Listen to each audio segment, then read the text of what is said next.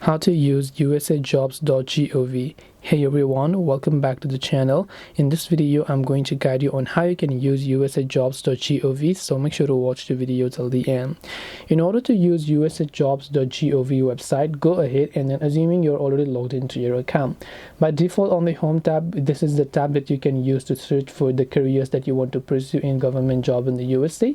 So you can simply go ahead and then make sure to enter a job title that you are looking to search for.